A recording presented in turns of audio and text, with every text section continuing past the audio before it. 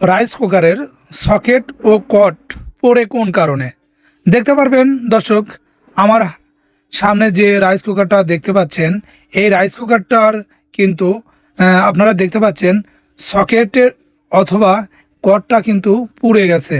আমি খুলে আপনাদেরকে দেখাবো এই রাইস কুকারের সকেট ও কট পড়ে কোন কারণে। দেখতে পাচ্ছেন এক সাইডে কিন্তু কটটা পুড়ে সকেটটাও পুড়ে গেছে। কোন কারণে? এইটা লুজ কালেকশন যখন এই রাইস কুকারটা পেয়ে থাকে ওই সময় কিন্তু এই জ্যাক অথবা এই সকেটটা পুড়ে যায়।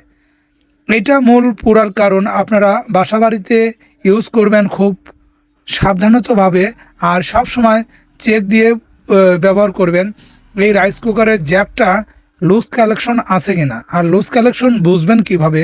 আপনারা মাঝে মাঝেই রান্না করার সময় এই জ্যাকটা একটু চাপ দিয়ে লাগাতে হবে, এটা যেন ঢিলা না থাকে। দেখতে পাচ্ছেন আমি কিন্তু চাপ দিয়ে লাগানোর চেষ্টা করছি, আপনারাও চাপ দিয়ে লাগানোর চেষ্টা করবেন, তাহলে এই জ্যাকটা পুড়বে না, সকেটটা পড়বে না।